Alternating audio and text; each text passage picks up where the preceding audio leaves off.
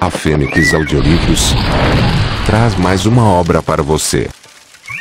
De autoria de Sri Ramana Maharshi.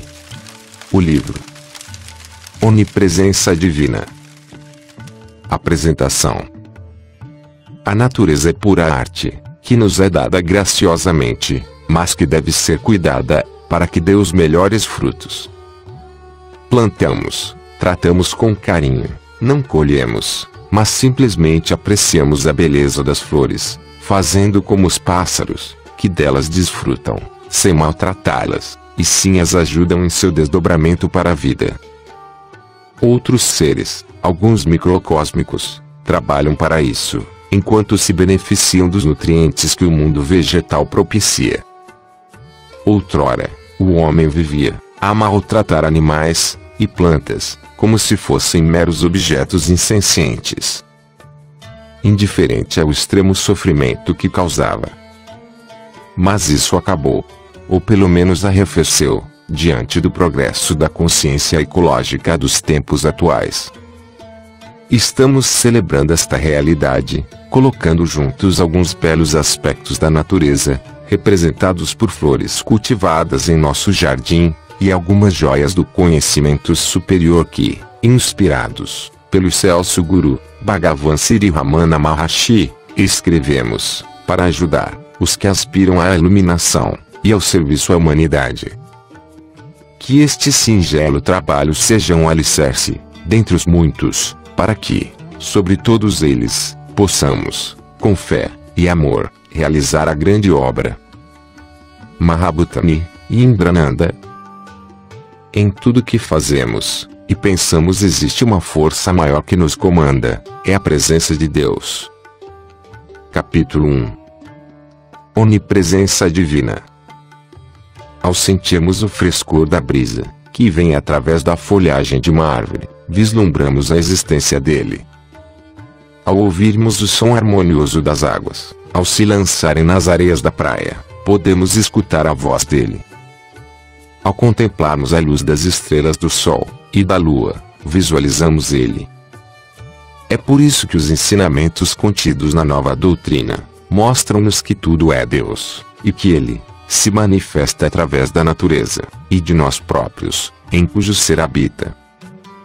A natureza é pródiga em efeitos especiais para aquele que está atento às suas mais sutis manifestações.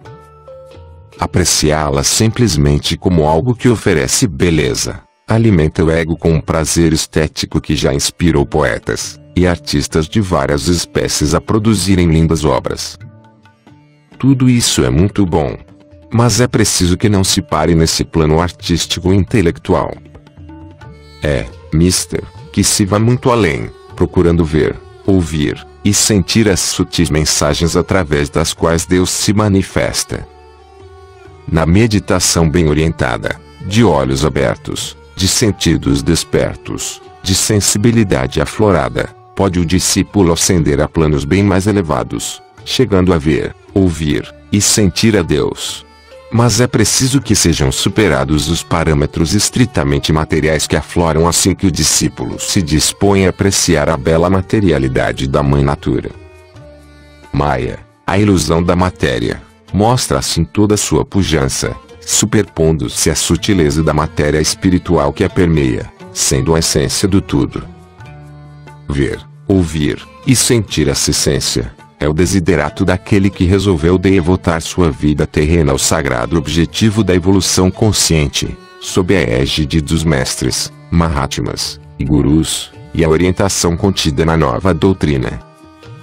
Quando o discípulo percebe que só existe a unidade, passa a ver, unificados, o eu e o ser.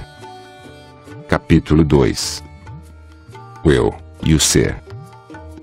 A unificação das forças dos quatro elementos, dirigida para o eu, elimina os resquícios do ego, e atinge, com muita iluminação, o ser resplandecente. Harmonizar-se com a natureza é algo que o discípulo tem que fazer, a fim de realizar-se neste mundo, e nos outros. As energias contidas nos átomos dos quatro elementos, unida à energia cósmica, proveniente do mais alto, perpassando pelos chakras, qualificam-se e, unificando-se, promovem a eliminação dos últimos cascões materiais que emperram a evolução, permitindo, assim, que o peregrino parta para a transcendência. A consciência absoluta é o despertar, na sua totalidade, do seu eu superior. Porque existe uma diferença entre o eu superior e o ser. O eu superior identifica-se com a divindade, ao passo que o ser é a verdade, sem qualquer discriminação. Havendo transcendido as grosseiras ilusões de Maya e as tentações de Mara, o discípulo identifica-se com o seu eu superior, que é a sua essência divina. É uma grande realização, mas não se deve parar nesse patamar. Embora elevado de sublimidade, existe muito a percorrer, no caminho que conduz ao ser. Quando ainda identificado com alguém, ou alguma coisa, por mais elevado que seja, como objetos sagrados, divindades, e outros elementos que ajudam na caminhada, o discípulo não alcança um ser, pois que este é uma totalidade, a verdade inteira, que tudo abarca, e, portanto, ignora toda e qualquer dualidade. Seres iluminados, de pura sabedoria, são eles que iluminam o caminho do discípulo. Capítulo 3. Divindades.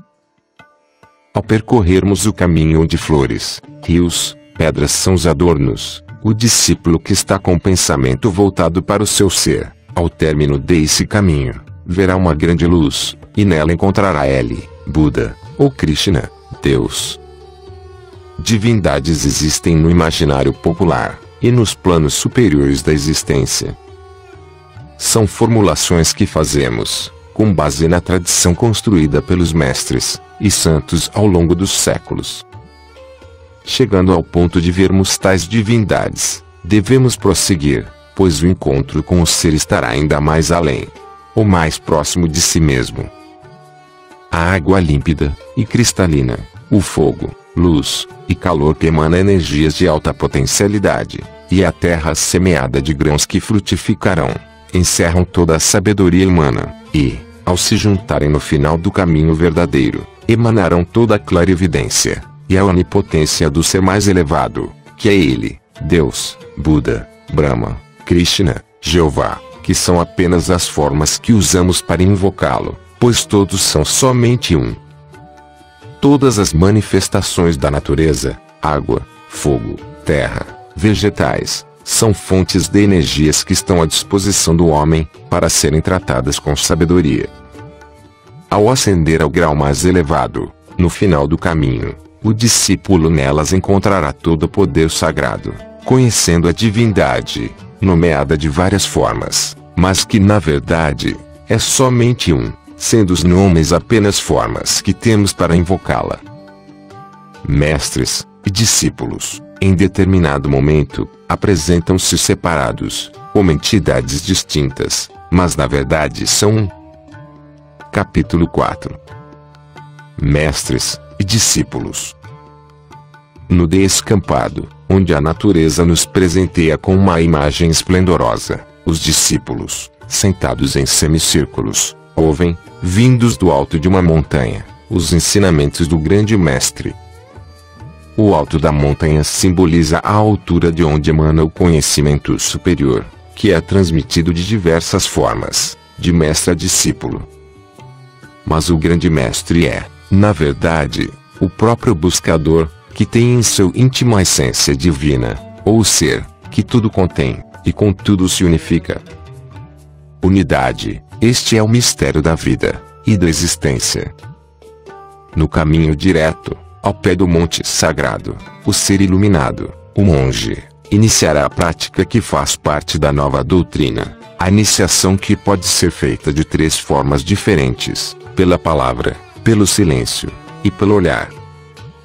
Pela palavra, sem usar de gestos, apenas ela, ele transmitirá, através do seu ser interno, para o ser interno do discípulo, todo o conhecimento necessário, para que ele possa chegar ao cume do Monte Arunachala. Pelo silêncio, o discípulo vai captar todos os ensinamentos que lhe forem permitidos, mesmo estando distante do monge. Pelo olhar, que é a forma mais usada neste caminho, porque a comunicação dos conhecimentos é passada de um eu superior para um ser interior, o eu sou.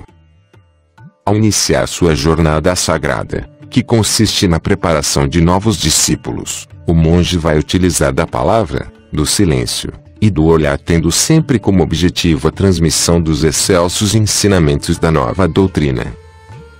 A palavra deve ser transmitida sem afetação, calmamente, após uma adequada preparação, evitando-se sempre desvios intelectuais, ou quaisquer outros. O silêncio será um complemento, pois capacitará o discípulo a ouvir ensinamentos, mesmo distante fisicamente do seu mestre, visto que se comunicarão nos planos sutis, esteja, ou não o discípulo disto consciente.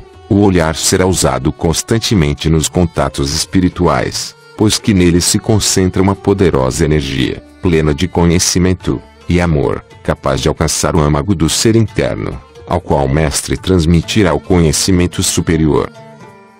As forças positivas e negativas giram em seu eixo, semeando bondade, harmonia e união. Capítulo 5. O mundo. O auto-iniciado, ao subir os degraus do conhecimento, chega ao topo, onde é tomado por uma grande iluminação, visualizando o universo, podendo retornar à Terra, trazendo ensinamentos preciosos para aqueles que ainda estão no começo do caminho. Todo o esforço do discípulo para galgar o mais alto não teria pleno sentido se não houvesse a descida a planos inferiores, com o propósito de ensinar os métodos e apontar os caminhos que conduzem onde ele logrou atingir. Bendito aquele que, tendo chegado à beatitude do Samadhi, desce para ajudar aos seus semelhantes.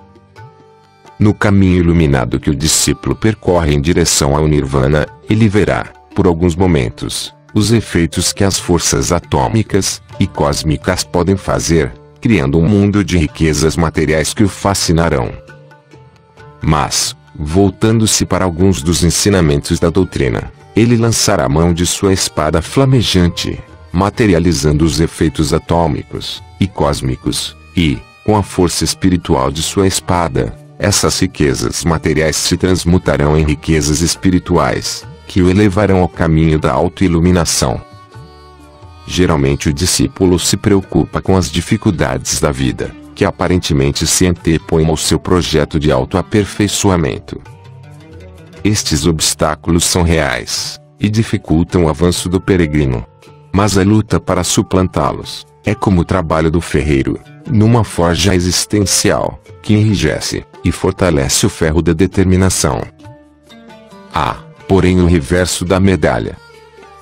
Pode acontecer que, por vários fatores, o discípulo venha a conhecer dias de prosperidade, antes inexistentes. Isto pode fazer com que ele passe a dedicar mais tempo às coisas materiais, tendo em vista o resultado positivo dos trabalhos a elas relacionados. É nessa situação que Mara se manifesta, tentando de forma insidiosa, branda, mas progressiva, o discípulo, levando-o a deixar para segundo plano as coisas do espírito, fascinado pelas facilidades e confortos de uma vida próspera. Somente a nova doutrina é capaz de cortar pela raiz essa ameaça, chamando para um equilíbrio veraz e superior o discípulo um pouco desviado da senda.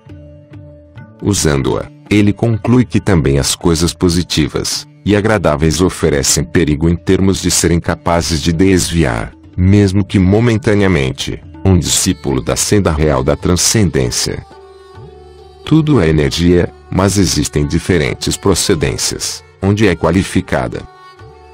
Pura energia cósmica, fonte perene de onde tudo se origina. Capítulo 6. Energia cósmica.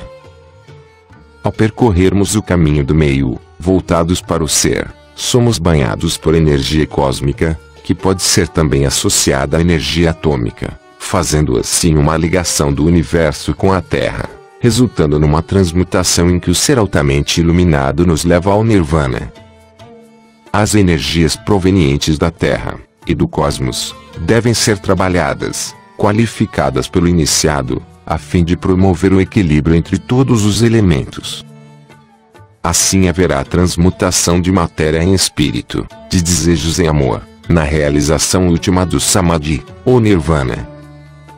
A unificação de energias materiais e cósmicas, a serem transmutadas corretamente pelo discípulo da nova doutrina, elevará o seu ser, o seu eu sou, a transcender, no plano físico, ao espiritual, levando-o ao autoconhecimento, fazendo com que ele distribua essa graça recebida para aqueles que assim o merecerem.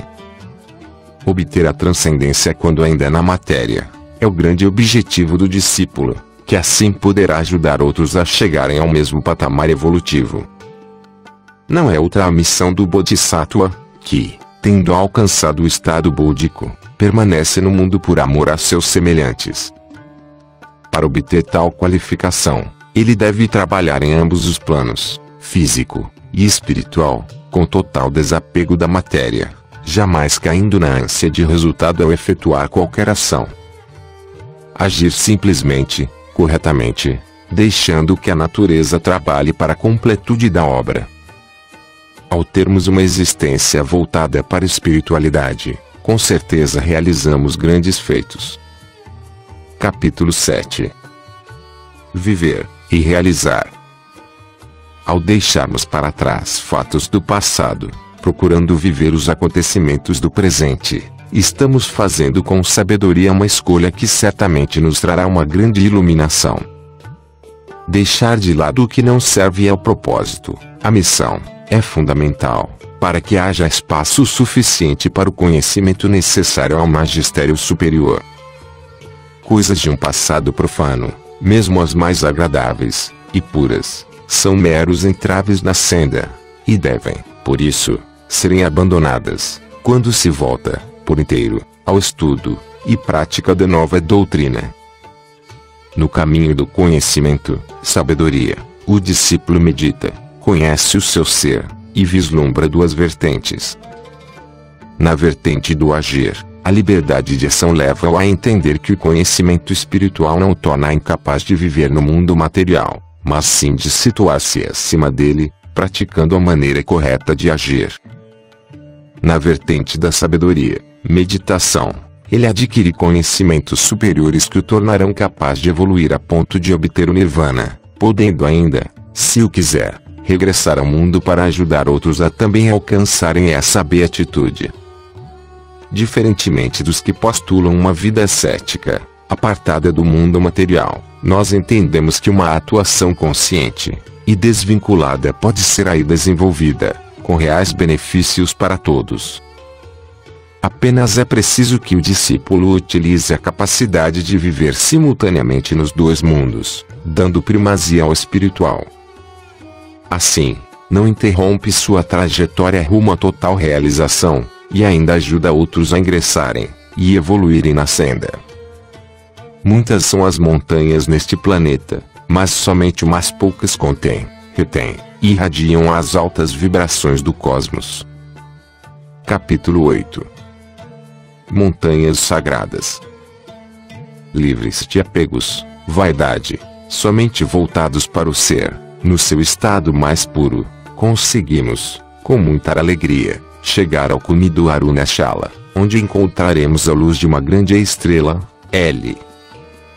Acima de todo esforço, de toda a dedicação, de todo empenho no percorrer a senda iniciática, está a graça concedida pelo ser.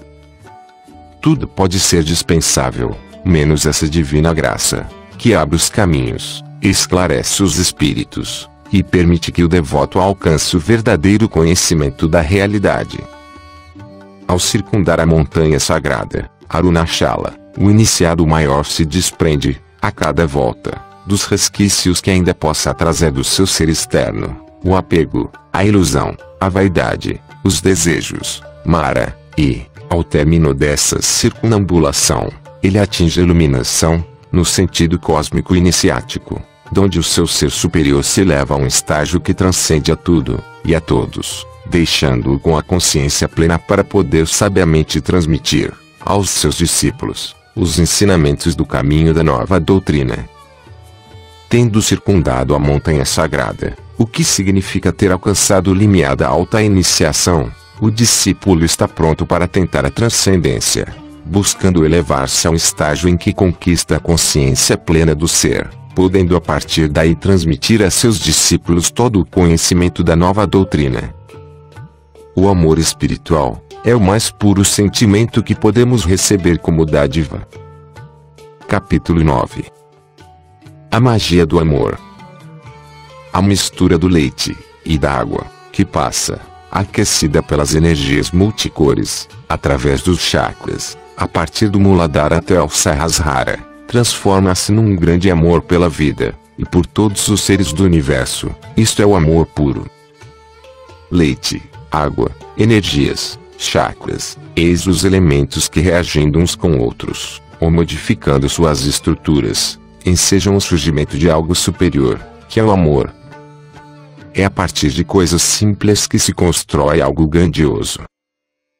O amor ilimitado, sem barreiras, dedicado a todos os seres da criação, constitui, em última análise, o que conhecemos como grande obra. O amor é a grande força que pode afastar as diferenças, banir a discórdia, fechar as portas à maledicência, e impulsionar o aspirante à real doação de seus dons espirituais ao próximo. Com o amor apenas pela essência, e não pelas aparências, o iniciado junta a seu redor os homens e mulheres de boa vontade, para juntos realizarem a grande obra. A força do amor é a maior que pode ser encontrada seja na terra, seja nos céus. É por isso que os mestres acentuam a necessidade de se preparar para a doação total, através da união de todas as energias no coração, que é o ponto de onde emana todo o sentimento. Não adianta aferrar-se a processos lógicos, próprios do intelecto, pois sem o sentimento, não será possível penetrar no santuário, visto que é exigida uma completa reforma, ou transmutação que se inicia a nível mental, mas que deve ultrapassar os esquemas da mente concreta para atingir a essência do ser. Abrindo seu coração à nova doutrina, o discípulo está no caminho certo, direto, que conduz à sapiência. O homem é um repositório de energia, e um qualificador, consciente, ou inconsciente, de tudo o que recebe do cosmos, ou da Mãe Terra. Capítulo 10. Indivíduo e energia. O discípulo, postado em meio a um campo de flores, árvores, voltado para o ser, capta energias que vêm da Terra, transmuta-as, juntamente com as vindas do cosmos, e assim se faz uma troca de energias negativas e positivas, purificando-as. Energia, seja negativa ou positiva, é energia. Nenhuma deve ser desprezada, mas qualificada e utilizada para o bem geral. Seja qual for sua origem, compete ao iniciado com ela trabalhar, sem receios, sem preconceitos, sem excessiva ânsia de resultados. A natureza é o grande depósito energético à disposição do homem. Saber harmonizar-se com ela é fundamental para o progresso material e espiritual. A chuva que cai em abundância na terra, trazendo frescor e vitalidade, é colhida de acordo com o merecimento do discípulo. Se ele a colhe com uma vasilha pequena, essa será sua medida, mas, se ele a colhe com uma vasilha maior, mais receberá. Porém, se ele colhe com uma vasilha defeituosa, nada poderá obter. Terá que consertar a vasilha. Assim são os ensinamentos, cada um os recebe de acordo com o seu merecimento. Os bens espirituais estão sempre caindo copiosamente sobre os seres humanos, que, para os receber, devem ter determinados requisitos, segundo os quais eles serão distribuídos. Cada um tem uma diferente capacidade de doação, de abrir seu coração para a grande dádiva dos céus.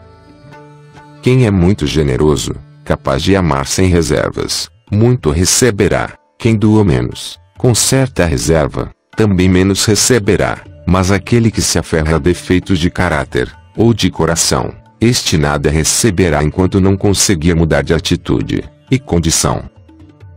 Cada qual recebe de acordo com o seu merecimento. Esta é a lei imutável da equidade. É como uma grande ave que plana no universo, do mais baixo ao mais alto.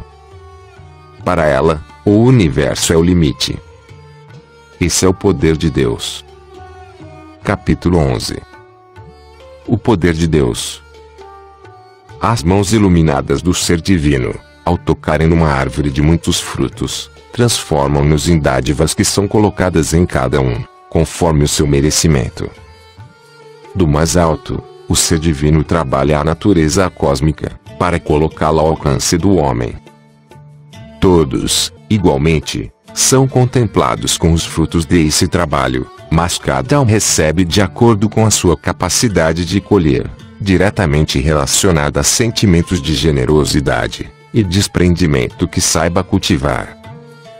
Ao deparar-se, em sua caminhada rumo à iluminação, com inimigos ferozes que querem impedir a sua passagem, escutando seu ser, que é sábio, o discípulo usará a força espiritual que vem através de seus 5 dedos da mão direita, dos quais lançará raios cósmicos multicores, fazendo com que se detenham os inimigos, e reconheçam nele o seu poder.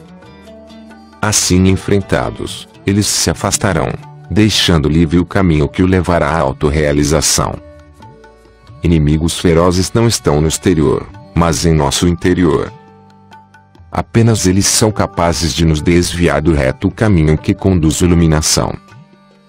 Quando eles atacam, podemos identificá-los: ódio, cobiça, voluptuosidade, inveja, preguiça são alguns deles, e às vezes se manifestam sutilmente, camuflados em ações que dão margem a interpretações dúbias.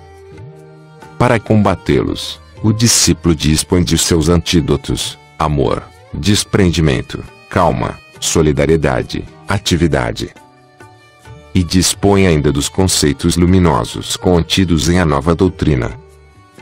Em sua evolução, o homem não deve tentar negar a Deus, mas fortalecer a sua crença, pois reafirmando-o, ele encontrará a si mesmo. Capítulo 12. A transcendência em Deus.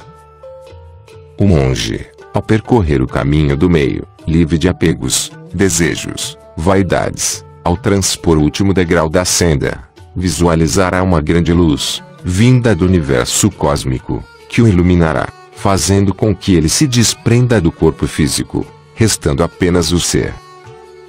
Abandonar o mundo, com suas exigências materiais, é tarefa imprescindível daquele que almeja o mais alto. Após ter percorrido um longo percurso, o iniciado, chegando ao último e mais elevado estágio, terá que fazer um derradeiro esforço para se desvencilhar das últimas amarras. Fazendo-o, ele estará plenamente liberto, livre do corpo físico, e de tudo que ele encerra, imergindo em definitivo no ser. O discípulo, sentado no tapete divino, imantado pelas grandes realizações espirituais de vidas passadas, eleva-se do cume do monte sagrado, permanecendo em estado de beatitude por algum tempo, e galgando diversos estágios de autoconhecimento, o que o leva a entrar no reino imortal da realidade. Transcendendo os resquícios do mundo ilusório, sua alma penetra, e se estabelece no altar do Espírito Cósmico. Abençoado pelo Ser Supremo, ele o faz voltar ao mundo material, para que possa cumprir a missão, por ele determinada, junto ao povo, porém sem se deixar influenciar pelas coisas da matéria, pois sendo um ser iluminado, constitui-se em exemplo de elevação espiritual para os que quiserem seguir o caminho da nova doutrina. O tapete divino é o corpo glorioso que o ser encarnado já conseguiu edificar, juntando realizações acumuladas em inúmeras vidas. Não se trata de algo externo, separado do ser, mas ele mesmo, sendo que a expressão é usada apenas para tentar explicar o processo, que é extremamente complexo, pelo que envolve de transformações na essência do ser que evolui pelos séculos afora. Juntamente com o ser superior, também evolui o que conhecemos como ego, ou personalidade, uma vez que, a cada encarnação, ela se aprimora, visto que mantém um vínculo com o que chamamos de corpo glorioso, que é o próprio ser superior em seu constante processo de evolução. Embora a personalidade, o ego se dissolva com a morte física, algo de si permanece. São elementos que vão ajudar na construção dos veículos que servirão ao novo indivíduo. Bhagavan Sri Ramana Maharshi. Desde cedo, o menino Venkataraman buscava, à semelhança do Buda, não tanto livrar-se dos infortúnios, mas dos desejos, temores e apegos inerentes ao ser humano. Tendo, aos 17 anos, atingido ao Samadhi, ou plena realização espiritual, escolheu a região do Monte Arunachala para dedicar-se inteiramente ao caminho ascensional. Certa feita, imerso em Samadhi, no interior de uma gruta, onde já havia permanecido por tanto tempo que estava a ponto de desencarnar, foi encontrado por alguns devotos da doutrina, que o levaram ao local que é até hoje o seu ashrama, aos pés do sagrado Monte Arunachala. Segundo o depoimento de Arthur Osborne, seu discípulo, autor do livro Ramana Arunachala, Ramana nasceu num lar pobre, de família Brahmin, no sul da Índia. Fez curso escolar em missão estrangeira. Daí o conhecimento do idioma inglês. Após ter alcançado o Samadhi, o jovem alterou substancialmente o seu modo de viver. Desinteressou-se completamente de todas as coisas mundanas, e constantemente voltava a submergir-se na felicidade do ser. Seu irmão mais velho o criticou, por viver em família agindo como um sadhu, e o jovem, aceitando a crítica, resolveu abandonar a vida familiar, partindo, secretamente, em direção à colina sagrada de Arunachala. Aí permaneceu por 54 anos, até que em 14 de abril de 1950, desprendeu-se do corpo para sempre. Os ensinamentos de Sri Ramana são dirigidos aos aspirantes do caminho. Ele fala com clareza e tranquilidade, acentuando mais o tema da ignorância do que o do sofrimento, mais o conhecimento do que o alívio do sofrimento. Embora tenha saído deste mundo material há tantos anos, e deixado uma importante herança de conhecimentos, contidos em várias obras, Bhagavan Sri Ramana Maharshi, dos altos planos, abençoou a elaboração da nova doutrina, e de outros trabalhos como esta Onipresença Divina, por discípulos que escolheu para a missão de divulgar esses novos ensinamentos, apropriados para a nova era, quando as profecias dos sábios da antiguidade finalmente ocorrerão, ensejando a que a humanidade reveja seus valores, e parta para a construção de uma nova civilização, imersa do sofrimento, e preparada para viver de acordo com esta doutrina, que promove a paz, e a verdadeira felicidade. A sagrada missão da Sobuir. As tradições iniciáticas legítimas guardam, preservam, e divulgam preciosos ensinamentos, verdades eternas, que se constituem em tesouros da raça humana. Dessas tradições iniciáticas destacam-se o budismo e o hinduísmo, que nos interessam particularmente. Lamentamos que todo esse inestimável acervo venha, de há muito, sendo alvo de deturpações, sempre com o propósito da obtenção de vantagens pecuniárias, ou de poder político, ou pessoal. Discussões estéreis que a nada de proveitoso conduzem, têm sido mantidas por religiosos de vários matizes, que, ao invés de cultivarem o amor, e viverem a fraternidade, acabam promovendo o ódio, e a desunião. Todavia, sabemos que uma outra postura pode, e deve ser adotada, a do estudo, e prática da alta espiritualidade, que, por meio da meditação, da tolerância, e do respeito aos semelhantes, e à diversidade, conduz à produção de novos avanços na pesquisa dos conhecimentos, e na promoção da evolução consciente da humanidade. Certos dessa realidade, criamos, em 2006, a Sociedade Budista Hinduísta Renovadora, Sobuir, dedicada ao estudo e divulgação dos ensinamentos de Bhagavan Sri Ramana Maharshi, visto que este respeitado guru, além de ter deixado em sua última encarnação, um sólido e vasto legado espiritual, continua a inspirar seus seguidores à produção de obras de alto valor, atualizando os ensinamentos, buscando sínteses oportunas e perfeitas entre duas importantes tradições, o budismo e o hinduísmo. ligados, em termos espirituais, ao Ramanashamam, da Índia, do qual tem recebido valioso material iniciático e filosófico. Os mestres da Sobhuir, Paramahansas Mahabhutani e Indrananda trabalham traduzindo do inglês para o português esse material, ao mesmo tempo em que escrevem novas obras filosófico-iniciáticas, inspiradas pelo eterno Guru do Monte Arunachala. Fim. Este livro é uma reprodução exclusiva para deficientes visuais, de acordo com a Lei 9.610, artigo 46. Você ouviu mais um audiolivro disponibilizado pela Fênix Audiolivros. Se gostou e quer escutar mais, dê um joinha no vídeo e inscreva-se no nosso canal do YouTube. Fênix Audiolivros, acendendo a chama do conhecimento.